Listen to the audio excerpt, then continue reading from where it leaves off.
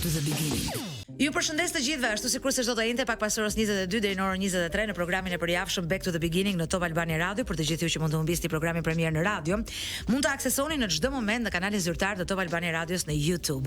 Ju e dini, ky është kthim pas në kohë i personazheve të ndryshëm të jetës publike në vend, të cilët e ushtrojnë aktivitetin e tyre në fusha të ndryshme. Në fakt jemi shumë pranë një eventi shumë të rëndësishëm, i cili në fakt nuk është vetëm argëtues, por është informues dhe mbi të gjitha është edukues në shkëmbimin e eksperiencave. E ka themeluar 9 vite më parë dhe vjen në këtë vit pas rreth 2 javësh në edicionin e 9 Festivalin ndërkombëtar i kitarës Albania Guitar Festival. Është themeluesi i festivalit këtu, profesori i kitarës Denis Bishga. Mirëmbrëma, mirë se erdhe, është kënaqësi. Mirëmbrëma Kozeta, gjithmonë kënaqësi të jem në studiet e Top Albania Radio. Edhe më duket se bashkë kemi bërë një intervistë shumë vite më parë, kur un kam qenë më e re dhe ti ke qenë më i ri dhe nuk kemi patur përvojat edhe të gjithë zhurmën që krijon krijimi i një evenimenti të rëndësishëm, siç është edhe ky që ti drejton. Sa i rritur, jo në moshë, por me të gjithë përvojat që ka dhënë ky festival në 9 vite tani. Me thënë drejtën, eksperienca gjithmonë është zgjeruar dhe çdo vit po bëhet më lehtë, them drejtën.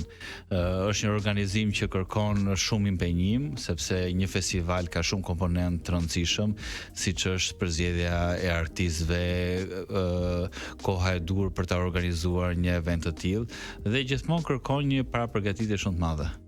Janë kaq shumë njerëz për të menaxhuar, sepse janë artistë nga shumë vende të ndryshme të Europës. Në fakt është edhe Tirana kryeqyteti mesdhetar i dialogut dhe kulturës. Kështu që ti ke pasur mundësi, po ti ke përgjithmonë, pa qenë nevojshme që ti je Tirana kryeqytet mesdhetar, ti ke përgjithmonë që ke ftuar artistë të huaj të kitarës klasike dhe të flamenkos, gjithashtu siç është këtë vit. Është e rëndësishme në fushën tonë të kemi pasionin radh parë. Moment që është pasioni, një festival apo një aktivitet kulturor zhvillohet shumë bukur, sepse fatmirësisht gjejmë edhe njerëz që na mbështesin gjithmonë dashamirës të artit dhe kulturës, po është edhe një mision që ne kemi edhe për brezat e rinj, sepse një festival në konceptet e mia është i gëshëtuar dhe me pjesën pedagogjike. Kështu që mundohemi që t'japim mundësi dhe artistëve të rinj të shprehen, të luajnë në skena dhe kjo është gjithmonë për të mirën e shoqërisë tonë. Festivali me sa mbaj mendun, un kam ndikur 2 ose 3 nga afër edicione, më duket se ka qenë i ndar në kategori që vin nga mosha, po? Po. Festivali ka disa mini skena, mund të themi, është organizuar edhe në koncerte për artistët ndërkombëtar, është organizuar me koncerte me talentet e rinj që kemi ne në Shqipëri, por gjithashtu organizojmë dhe konkurse ndërkombëtar të kitarës, ku aty mund të marrin pjesë të rinj me mosha të caktuara nga një gjithë bota. Mund të themi që ka një gjithë përfshirje në të gjitha skenat e festivalit, sepse gjithkush mund të gjejë vetveten. Kemi muzikën klasike, kemi kitaristët flamengo nga Spanja, kemi dhe artistët e tjerë të muzikës jazz, blues, kështu që ka një gëshëtim shumë të bukur. E kujton festivalin e parë si ka nisur? E mbaj me shumë mirë, sepse nisi mes miq, ishte si një dëshirë e mirë për të bashkuar artistë shqiptar, por që kanë karrierën dhe veprimtarinë e tyre jashtë trojeve Shqipërisë, dhe fal atyre nisi diçka, nisi shumë bukur dhe për të vazhduar më tej me artistë të ndryshëm dhe disa artistë që them drejtën tani që mendoj, më duket si e paarritshme gjithë të organizime. Janë 9 vite, nuk janë pak, dhe normalisht tani ka marrë rrugtimin e tij.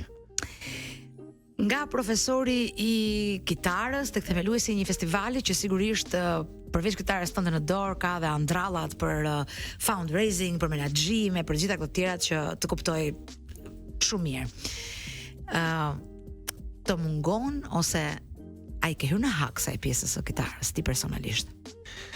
Shumë sinqerisht, Kozet, do të thojë që çdo artist i hyn hak më shumë familjes së tij, sepse duhet heqi orët e qëndrimit pranë familjes për t'u përkushtuar studimit dhe është një sakrificë shumë e madhe. Shpeshherë kjo sakrificë na kthehet, kemi një feedback shumë të mirë sepse është një publik që ne gjithmonë e kemi besnik, gjithmonë na ndjek, por unë në këtë moment kam arritur të kem një balans ndërmjet familjes dhe profesionit. ky është një dënim, i them unë, ndëshkim, nëse mund ta quajmë kështu metaforikisht për muzikantët, sepse siç nuk keni vështirësitë e rutinës të orës 8-4 apo ku e diun se çfarë që mund të ketë një profesion tjetër. Pra të 8-4 më të drejtë. Po jo me 3 ditë ju shtrëgosh të 8-4, atë dukeni si njerëz krejt të ndryshëm.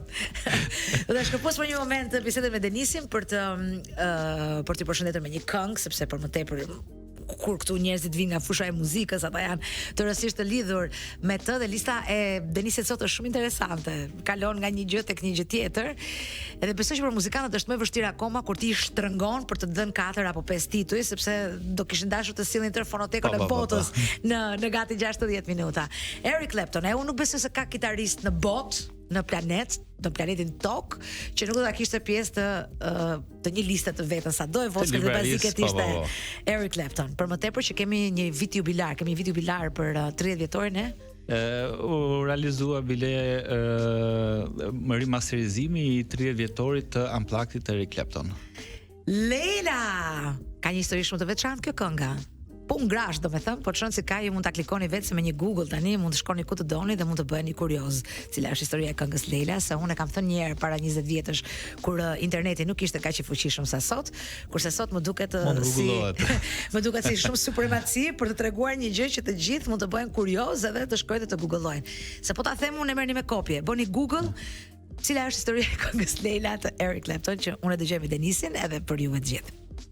Kemi dëgjuar Leila, Eric Clapton, për të gjithë ju që jeni sintonizuar në këtë moment në Top Albania Radio. Unë jam në studio me Denis Bishga, themelues të festivalit Albania Guitar Festival, i cili sot shënon 9 vjetorin e themelimit të tij. 15 ditë më vonë, në datën 16 do të çelë sipar edhe ky edicion i festivalit, i cili do të shëtis më habit, Trinomi, Tiranë, Rubik, Himar. Si është i vendosur festivali të shkojë dhe të udhëtoj kaq çuditshëm gjeografikisht? Gjithmonë mundohem që artin e bukur të kitarës klasike, por dhe asaj flamengo, ta kem të shtirë në gjithë Shqipërinë. Baza do të jetë kryeqyteti, ku do të presim artistë një niveli botëror, do të thoja. Por disa pika shumë interesante, siç është kisha e bukur e shëlbëimit në Rubik, është një destinacion shumë i veçantë, si turistik po dhe muzikor, sepse prej 4 vitesh tashmë ne jemi prezent në atë kishë të bukur. Këtë vit ju shtua dhe Himara, për të shtuar një element plus në qytetin e bukur bregdetar të Shqipërisë dhe për të çuar aty disa artistë ndërkombëtar, do të thoja.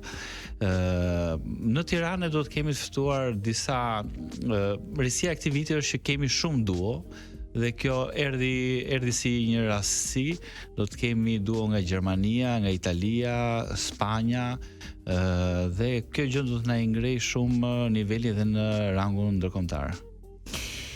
Kur flasim për të huajt që vinë në Shqipëri, ne sigurisht kemi parasysh Tiranën, sepse ai është kryeqyteti, këtu janë mbledhur më shumë njerëz, është një vend i tërë që punon për kryeqytetin. Por cili është reagimi i të huajve që shohin këto vendet e vogla si Rubiku, që kanë brenda një histori si kjo e kishës? Cili është reagimi i tyre? Unë e kuptoj, për një profesionist mund të biesh kitarës në çdo vend që ti mund ta vendosësh, por kur mjedisi atje është më frymëzues, më i ri, më që ti s'ke informacion për të, kam përshtypjen që edhe feedbacku është ndryshe. Në fundit edhe ky është qëllimi i festivalit. Mua më ka rastisur edhe personalisht kur kam luajtur koncerte jashtë, kam luajtur në për kishat vjetra në gjithë Italinë, në Spanjë kam luajtur në një katedrale, dhe gjithmonë muzika akustike vjen shumë mirë në ambientet kishtare. Sepse dhe kanë qenë ambientet e para ku për shoqëritë e këtyre vendeve është dhënë kulturë, është dhënë muzikë, është dhënë art. Në kishën e vogël të Rubikut, përveç historisë që ajo kishte mbart, tingujt e instrumentit kitar do të vinë shumë bukur, mendoj, sepse është e gështetuar dhe nga aspekti muzikor, por dhe një fakt që unë i shënoj shumë është mbrojtja dhe promovimi i objekte të trashëgimisë kulturore. Sepse shpeshherë ne i njohim këto objekte, por nuk kemi qenë ndonjëherë t'i vizitojmë apo ti dim kuptimin apo dhe vlerat që ato mbartin. Kështu që mendoj që duke çuar një një natë të festivalit në këtë vend kulti mund t'i jap një vëmendje të shtuar këtij objekti. Denis, në festival ka artistë të cilët e përsërisin përvojën e tyre në Shqipëri apo janë gjithmonë të ndryshëm? Ka shumë artistë që pasi mbarojnë koncertin e parë në Shqipëri, më ribëjnë kërkesën për të ardhur për të luajtur përsëri. Por normalisht duke qenë një festival që tashmë njihet edhe në arenën europiane, mundohem që mos kem përsëritje të edicioneve, sepse dhe lista e artistëve që presin për të luajtur është e gjatë dhe për ditë kemi kërkesa nga grupe të ndryshme, nga Italia, nga Spanja, nga Gjermania. Kjo gjë na bën të ndihemi krenar sepse do të thotë që kemi një shikueshmëri shumë të lartë, por në të njëjtën kohë është pak e sikletshme sepse shpeshherë ne duhet të refuzojmë artistë të një niveli të mirë. Gjithmonë mundohemi që të marrim më të mirën e të mirës. Denis, nga pikpamja e profesionistit, si mendon ti, çfarë bën një artist të huaj të luajë në një vend ku në fakt është pak e pa qartë çfarë muzike bëjmë ne? Pra, është pak e pa qartë për muzikën autentike shqiptare. Si quhet? A kemi në një muzikë autentike shqiptare? Pra po themi, ku diun, si country në Shtetet e Bashkuara të Amerikës, si bluesi atje, si rocku në Britaninë e Madhe. Pra ka një flamenco në Spanjë, të tjera. Ne kemi pak të vështirë të dallojmë një identitet muzikor të vendit ku zhvillohet ky festival. Të falenderoj për pyetjen sepse është shumë e bukur dhe nëse më lejon do ta shqelloj në disa detaje që do t'i shtojmë këtë vit festivalit. Kemi ndërmend të hapim një thirrje për kompozitorët e rinj që kanë mbaruar Universitetin e Arteve apo dhe të tjerë, që të krijojnë kompozime për kitarën klasike. Kemi një mangësi për sa i përket kompozimeve të reja për kitarën klasike të kompozitorëve shqiptarë, sepse kompozitorë të huaj ne kemi goxha repertor. Dhe duam që këta kompozitorë të rinj nga Shqipëria të kompozojnë pjesë me tematika shqiptare, me tonë shqiptare, dhe kjo do të ishte një nisëm shumë e mirë dhe për të promovuar këta kompozitor, por edhe për të promovuar motive shqiptare në mbar botën. Ka shumë artistë që kërkojnë pjesë shqiptare dhe shumë prej tyre mundohen të transkriptojnë vetë, të përshtasin për kitarën klasike apo dhe kitarën flamengo, por do ishte bukur që të krijojmë dhe ne databazën tonë. Pra, unë eci gjithmonë mendimin që unë do t'i jap i pari shembullin e mirë që të krijojmë diçka. Një gjë e tillë po mundohem ta realizoj këtë vit në edicionin e 9 Festivalit Gitarës. Kam krijuar një duo me flautistën holandeze Corien Vossenburg, me të cilën do luajmë disa pjesë shqiptare për kitare dhe flaut. Ndërto mund të evidentoj një përshtatje me temë nga Më e bukur amore që profesor Thomas Imaku ka kompozuar, nga kitaristi Riti Marku Lule Bor për kitare e flaut, po gjithashtu dhe nga Ballkani si Miroslav Tadic me disa valle tradicionale të Maqedonisë Veriut. Pra janë disa elementë që mund ta bëjnë shumë interesante dhe do të thoya që ritmet shqiptare janë shumë ngasmuese dhe për artistët ndërkombëtar. Më kujtohet një intervistë tani që ti më thua e këngëtarit famshëm David Coverdale, intervistë cilën e bënte mbesa e tij dhe e pyet kush nga muzikat të pëlqen më shumë? Albanian folk. Ai thot Albanian folk music. Dhe për ne ka qenë një nder i madh që David Coverdale dhe Whitesnake kanë qenë shumë vite më parë në Shqipëri, pra bëjmë një retrospektiv.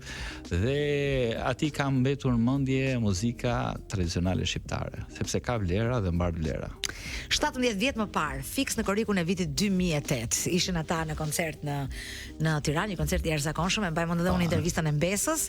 Dhe me që jemi tek David Coverdale dhe tek Whitesnake, sa e bukur është makrobota juaj, Denisio, mikrobota. Pra ishim duke folur për duo, kitar me flaut, me këngë që marrin temë nga këngë arbëreshe, këngë qytetare, dhe shkojmë tek një rockstar, një edhe bluesman ndonjëherë si David Coverdale. Love is Blind për Denisin dhe për gjithë dëgjuesit e Top Albania Radios. Po dëgjoni Back to the Beginning, një kthim pas në kohë të një programi i cili transmetohet çdo të njëjtë pak pas orës 22 deri në orën 23 në Top Albani Radio dhe me qira fjalën në këtë hapësirë të shkurtër përfitoj nga rasti për të përshëndetur mbështetësin financiar të këtij programi, siç është Jack Daniels Albania nëpërmjet distribucionit të Marketing and Distribution në Tiranë, dhe jemi duke folur për shumë të bukura, për gjëra shumë të bukura. Me Denis Bishkën, profesor i kitarës dhe themeluesi i festivalit Albania Guitar Festival. Un kam menduar gjithmonë dhe kam besuar Denis që muzikanti më i keq në botë është përsëri një njeri shumë i mirë se sa po të ishte pa muzikën brenda vetes. Pra, më mirë një kitarist, një pianist, çfarë duash ti që luan, jo dhe aq fort bukur, po që bën muzikë për shokët, për festa, është prapë në fund të ditës një person më i mirë. Unë do të thënë, nëse duam që trime sot me t'i heqim celularin nga dora apo t'i heqim veset, më mirë t'i blejmë një instrument muzikor sepse do ta ketë ditën më të mbushur dhe shpirtin më të plot. Muzika, siç thonte edhe Michael Jackson, muzika na mbush shpirtin dhe me të vërtet që ata njerëz që merren me art dhe me kulturë i zhvillon në radhë parë, flas nga ana pedagogjike tani si profesor i gitarës, i zhvillon intelektin, i zhvillon memorien dhe shumë aspekte të tjera të jetesës së tij, por i mbush dhe pjesën shoqërore dhe muzika e ka këtë lloj magjie që krijuesi ona e ka dhënë. Unë shoh që ka një interes të paktën të prindërve, sepse fëmijët patjetër që janë më pak të vetëdijshëm për raportin me veten që mund të krijojë muzika apo edhe me të tjerët më vonë, shoh një interes të prindërve, nuk ka rëndësi nëse ata kanë zbuluar super talentin e jashtëzakonshëm të fëmia e tyre apo një talent bazik, apo thjesht kanë dëshirë që fëmijët e tyre të merren me muzikë, të orientohen në asaj rruge. Unë do t'i këshilloj të gjithë. Para disa vitesh kam qenë ndër nismëtarët e një projekti për të futur muzikën dhe sidomos instrumentin e kitarës në disa shkolla. Ka qenë një projekt pilot eksperimental, të cilit deri tani po e shoh që është i suksesshëm. Për ta lidhur, për të vajtur pak më tej, se shpeshherë ne mendojmë që muzika nuk na përket shumë, apo edhe te muzika tradicionale apo dhe shqiptare. Do të thoja dhe te ai bluzi bukur amerikan që ne duam shumë me artistët e mëdhenj që një vend i madh si Amerika ka krijuar. Aty gjejmë motivet e muzikës pentatonike, gjejmë disa motive që janë të lidhura edhe me jugun e Shqipërisë. Pra, ka disa momente që muzika i bashkon popull, do të thoja. Normalisht ne duhet kujdesemi që të kemi breza më të përgjegjshëm. Për këtë arsye edhe në kuadër të festivalit kitarës ne mundohemi të bëjmë paketa promocionale edhe për të rinj që studiojnë instrumentin e kitarës, apo dhe gjithmonë hyrja në koncerte apo marrja pjesë në masterclasse që artistët japin, të jetë falas për studentët. Është një mundësi e mirë që të takojnë artistët e mëdhenj, të kenë informacion për sa i përket teknikave më të reja, pra të përditësohen në teknikat e luajtjes në instrument, po pse jo të njihen dhe me këta artist nivelit europian. Unë këtu dua të mbetem pak pikërisht tek roli i masterclassave, i workshopeve, i seminareve, trajnimeve, takimeve me artistët. Si është konceptuar masterclassi, workshopi, sepse ky është një profesion ose një fushë, nëse mund ta quajmë kështu, që është më afërt në fakt raporti midis mentorit, nëse mund ta quajmë kështu, dhe atij që do i marrë mend të mentorit në një moment. A u lejohet të luajnë, të kombinojnë eksperjenca, të jenë pak më të afërt në përballjen e tyre? Gjithmonë studimi i instrumentit muzikor është individual dhe për studentët e rinj është shumë interesante ta shohin një leksion mbi një pjesë caktuar, por nga një këndvështrim tjetër, jo nga i mësuesi që janë gjithmonë koherent dhe në përditshmërinë e tyre, por edhe nga një profesor i huaj. Mua më ka rastisur që me disa student shumë nga teknikat apo disa nga kritikat që mund t'i kenë bërë, studentët e mi i kanë marrë edhe nga këta artistë të mëdhenj dhe kanë kuptuar që nuk ka ndryshim për sa i përket anës pedagogjike nga profesorët shqiptar dhe ata tuaj. Pra, në nivel informacioni dia është po e njëjtë si në vendin ton, ashtu edhe në universitetet më të mira europiane. Studentët e kanë shumë të hapur tregun e informacionit, kanë mundësinë që të kenë instrumente shumë të mira, profesorët janë gjithashtu në një nivel shumë të lartë dhe kjo gjë i bën ata të jenë pse jo edhe më të mirë se brezion. Se thonë që koha evoluon edhe mundësit, informacioni, aksesin në teknologji. Unë konfirmoj në fakt ato që tha Denisi pak më parë, nëse duam të heqim fëmijëve celularin ose kohën e shpenzuar me të. Them nga përvoja, unë kam një nip i cili ka filluar të lozë në kitarë që në moshën 5 vjeçare, është 16 sot.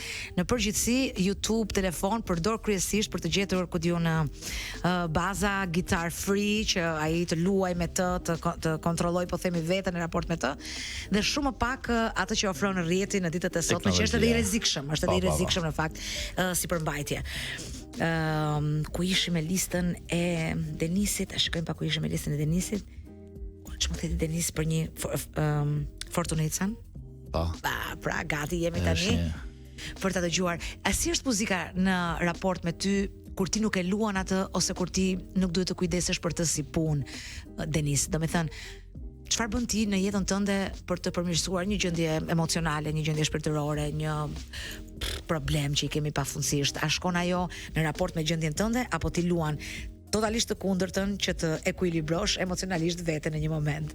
Unë do të thoja në radh parë kur punon një profesion që ke pasion, atëherë nuk e punuar asnjëherë. Dhe gjithmonë muzika ecën në varësi të modit të natyrës që ti ndodhesh. Kështu që mundohen gjithmonë ç'është e vërteta, kohët e fundit kanë filluar të mbështeten shumë te muzika e Beethovenit, sepse aty janë marrë një energji të jashtëzakonshme nga një kompozitor i madh gjerman. Dhe mundohem të gjej një muzikë që i shkon natyrës. Edhe diçka tjetër, në përgjithësi ju muzikantët elitar keni një, nuk mund ta quaja problem, po jeni si me thënë fanatik edhe nuk para preferoni, të pëlqeni ose të mirë kuptoni një gjë që mund të ndodhë, mund të evoluoj, mund të bëhet edhe keqe, po që në fundit vjen pjesë e një evolucioni. I bën skip gjithçkaja që del e re? Dhe pse nuk kemi më Beethoven? Personalisht nuk i bëj skip. Nuk i bën skip. Por do të thoja në moment kur që i ri mësohesh me rigorozitetin e muzikës, me mësimin e notave, do të thoja me tempin e metronomit, atëherë është pak e vështirë të dalësh jashtë tempit dhe nuk preferon pastaj një artist i mirë të dalë jashtë tempit. Gjithmonë do jesh në ritëm. E dëgjojmë këngën, dëgjojmë muzikë dhe kthehemi përsëri në studio. Ka kaluar pjesa më e madhe e takimit të Back to the Beginning për këtë mbrëmje, megjithatë kemi ende kohë për të folur dhe për të diskutuar me Denisin, po flasim për një festival kitare që ka jetën e gjatë 9 vjet dhe që uroj shumë të iniciativë që zgjat, po edhe në përgjithësi për disa sjellje që lidhen me të mësuarit dhe me edukimin nëpërmjet muzikës. Është argëtimi, është informacioni, është terapia, si ka thënë Nietzsche, bota pa muzikën do ishte një gabim. Tham që parë që muzika i bashkon kombe, bashkon histori, pavarësisht se nga vijnë ato. Ndoshta kjo është arsyeja pse muzika shprehet në të njëjtën gjuhë në të gjithë botën, me gjuhën e notave, me gjuhën e pentagramit. Dhe prandaj muzika është aq e ndjeshme edhe kur është e përkthyer në këngë, tekstin e së cilës ne mund mos e njohim, se nuk njohim gjuhën, por nëse muzika na mbërthen dhe aty e kuptojmë që ajo është një gjuhë me të cilën ne flasim të gjithë, edhe pse mund mos e kuptojmë. Shumë e vërtet, Kozet, muzika është një gjuhë universale.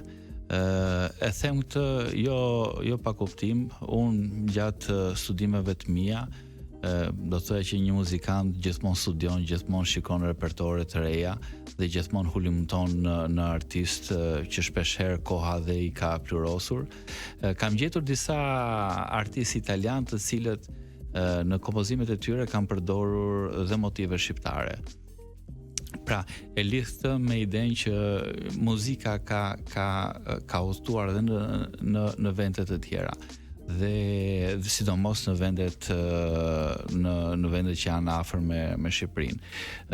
Kjo gjë ka ndikuar edhe për mirë në vendin tonë, sepse ne kemi marrë dhe kemi dhënë kulturë dhe gjithmonë i ka afruar njerëzit me kulturat e komeve të ndryshme. Do të kujtoja një pjesë të Mario Castelnuovo Tedesco, një kompozitor italian i cili ka disa variacione që i ka bërë mbi disa piktura të Francisco de Goya, një piktor shumë i famshëm spanjoll, ku në këto temat i dëgjon shumë melodi shqiptare dhe duket normalisht mendon ky ka qenë shqiptar apo italian. Kështu që gjithmonë muzika është gjuhë ndërkombëtare dhe ti nëpërmjet muzikës mund ta kuptosh dhe një person si ka qenë dhe si karakter. Mund të them për shembull për muzikën braziliane. Muzika braziliane, Brazili si një vend, Rio si një vend gjithmonë me plazh, gjithmonë i ngrohtë, muzika aty është shumë e bukur.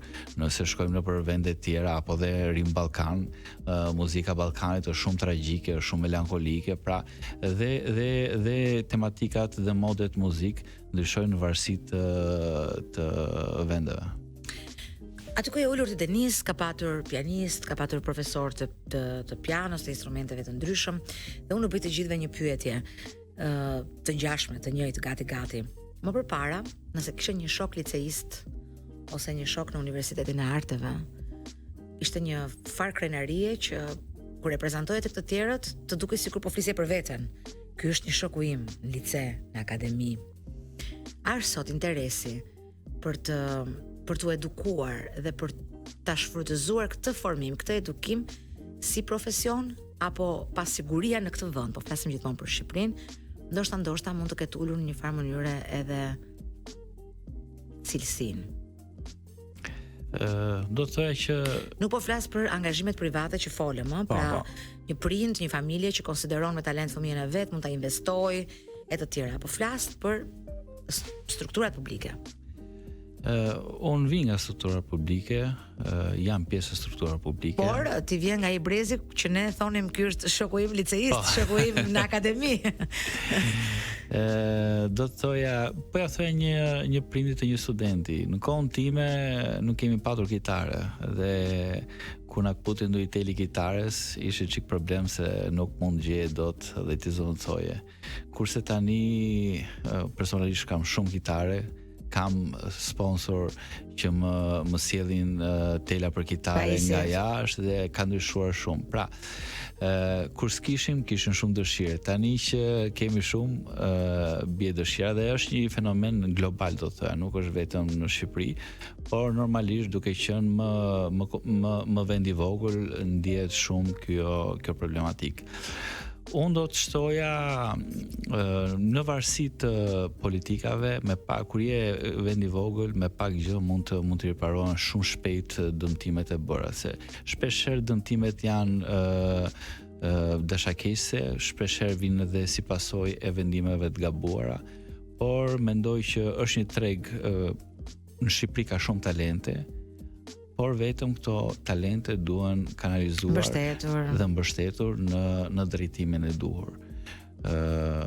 Duke dhënë një mundësi këtyre talenteve të shprehen, ti jepet një rrugtim edhe ndërkombëtar, pse jo. Ka disa nisma, por unë nuk jam pro individualitetit, nuk mund të jenë nisma personale, nuk mund ta bëj dot vetëm Kozeta, ndryshime diçkaje apo vetëm Denisi. Duhet një frymë. Shpesh edhe me koleg kur diskutoj, flasim që jemi si ishuj të izoluar. Nuk do të jemi si ishuj, me thënë drejtën. Do të jemi duke krijuar ide, duke krijuar reforma. Pra, unë personalisht mendoj që unë do të jap kontributin tim personal. Dhe mendoj që dhe nëpërmjet festivalit i jepet një kontribut personal. Gjithkush kush bën art në këtë vend ka dhënë një kontribut që njëri të mos jetë më në rrugë, por të vinë në një sallë. Pra, ne japim mundësinë e një aktiviteti dhe i heqim këta të rinj nga veset nga rruga dhe i kemi bërë një të mirë edhe vendit tonë, do të thoja. Po imagjinoj një kitarist klasik me një kitarë elektrike në dorë. Normalisht po fillove klasiken, ti i luan dhe gjithë tjera shumë mirë. Ndoshta bisedën e kaluan shumë serioze Kozet, por do të thoja që është nga që është në listë, nga që është në listë Wanted Dead or Alive, po mendoj për një moment Denisin për shembull apo shokët e tij që kryesisht janë të investuar te kitara klasike, në një moment që heqin xhaketën, kanë një bluzë ku diun të loguar me emra grupesh, edhe luajnë kitarë elektrike. Në vitet 90 kur kam qenë në liceun artistik, atëherë filluan kur futën në Shqipëri shumë të dëgjoheshin muzika rock dhe do thoya te metal, atëherë ne liceistët na shikoni si ndryshe gjithë studentët e tjerë. Ky është në lice dhe ajo që tham pak më parë. Por muzika është gjithë përfshirëse. Do të thoya që dhe të Wanted Dead or Alive, shumica muzikantëve ishin profesionistë, kishin mbaruar shkolla, vetëm Bon Jovi ishte ai djali i talentuar që grupi e mori vetëm për talentin dhe për timbrikën e bukur të zërit. Ka shpresë për të gjithë, domethënë, mos mendoni që po nuk ikët në shkollë. Asnjëherë nuk kemi vonë. Asnjëherë nuk kemi vonë. Wanted Dead or Alive, dhe rikthehemi përsëri në studio në ndërhyrjen e fundit me Denisin personte. Jemi në minutat e fundit të programit. E disa qef i kam unë në bisedat e këtij lloji, Denis, sepse janë të rralla. A të vjen keq që bisedat të këtij lloji janë të rralla, që media është shumë, nuk dua të them një dashamirëse, po që rend në përgjithësi pas gjërave të konsumit që prodhojnë shumë debat, shumë lajme, shumë diskutime në rrjet. Janë të rralla. Media normalisht rend drejt lajmit të fundit, drejt përditësimeve, por mendoj që gjithkush nga ne duhet ta ketë një mision. Dhe ketë një mision dhe nuk duhet të harrojmë, sepse duhet të japim një kontribut. E ritheksova shpesh fjalën breza, por është një evokim që gjithkush nga ne duhet ta ketë që të japim një mundësi. Të japim mundësi jo sepse mundësitë po mbarojnë, por unë i them gjithmonë studentëve të mi, ju keni mundësi të bëni më të mirë se unë, sepse keni materiale më të mira, kitare më të mira dhe keni edhe profesor më të mirë. Pra, duhet të shtym për më tej, duhet të krijojmë një shoqëri më të aftë. Gati duket sikur mungesat nxisnin ëndrrën më shumë.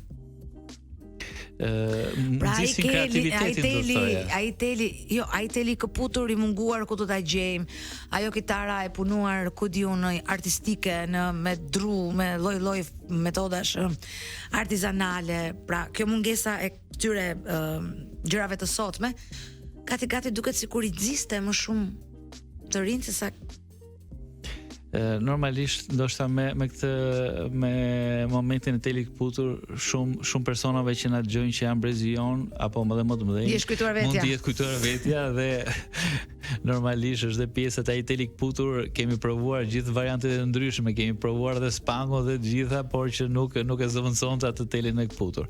Dhe gjithmonë mospatja shumë mundësive ka nxitur shumë kreativitetin, na ka bërë që të jemi më të fort dhe më kërkues dhe më punëtor, do të thoja. Por në kohët e sotme mendoj që çdo hapësirë që na jepet, ne duhet të jemi shumë të saktë dhe shumë të kujdesshëm në mesazhin që duhet të japim, sepse janë hapësira të pakta, por duhet të kthehen në një burim frymëzimi për ata që na dëgjojnë. Prej 16 majit edicioni 9 i Albania Guitar Festival, ku do të jenë lokacionet konkrete në qytet në Tiranë, folën për kishën në Rubik, në Tiranë, ku do të jenë këto takime të shpërndara, në salla, në lokacione? Do ta kemi në sallën e koncerteve Tonin Arapi, që ndodhet në Liceun Artistik Jordan Misja. Do të kemi 2 artistë fantastik nga Gjermania, 2 profesor. Më tej për të vazhduar në datë 30 maj, ku unë do të performoj me artistën holandeze në sallën e Pallatit të Kulturës në Himar. për të vazhduar në 2 qershor prapë në Tiranë në sallën Tonina Rapi me 2 artistë nga Italia, 2 profesorë nga Napoli, të cilët vinë për herë të parë në Shqipëri.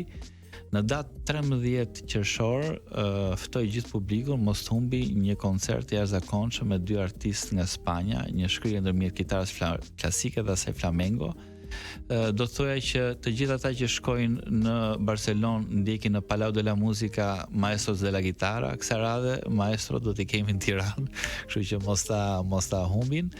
Shkojmë në Rubik me një duo kitare violoncel në kishën e bukur të Shërbimit dhe festivalin e mbyllim në datë 21 qershor në ditën ndërkombëtare të muzikës në pedonalen e Imarës me trion e Agrompenit, mikut nga Kosova dhe mendojnë që do të jetë një mbyllje e jashtëzakonshme e edicionit 9 festivalit kitares. Dhe e mbyllur kaq bukur në ditën botërore të muzikës në një vend në Bregdet të mrekullueshëm dhe me Agrompenin dhe trion e vet. Tani ç'mund të dojë njeriu më shumë se sa kaq.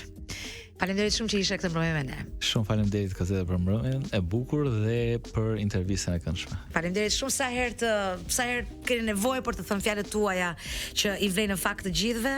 Ka gjithmonë një arsye për të folur dhe për të rokitur në veshën e dur, kështu që faleminderit që ishe këtë mbrëmje me ne. Ne ta mbyllim, është sugjerimi i Denisit, Song for Sol. Song for Sol nga Jacob Gurevich. Jacob është një artist ndërkombëtar danez, të cilin po jap për emisionin tënd një lajm bukur, do ta kemi vitin tjetër në Tiranë. Dhe Song for Sol është dhe një dedikim që ky artist ka bërë dhe për vajzën time, meqense quhet Sol. Të gëzoj emrin vajza, sa emri bukur. Faleminderit. Shumë emri bukur vërtet. S'ke asnjë e shkurton, i tregon të gjitha, është diellore, është muzikë, është Chelsea, është hapja e pentagramit, të gjitha është thjesht Sol. Mirë, do të dëgjojmë Song for Sol, edhe kemi thënë gjithmonë që ne po jetojmë në një Tiranë gjithnjë më të madhe, në një Shqipëri gjithnjë më të vogël, por e vërteta është që me të gjithë këto kapacitetet e artistëve që vinë, ne në fakt nuk po jetojmë në një Tiranë gjithnjë më të madhe vetëm në Shqipëri, por në një Tiranë gjithnjë më të madhe në Ballkan dhe në Europë. Shumë faleminderit për kontributin. Dëgjojmë sërish sot një javë.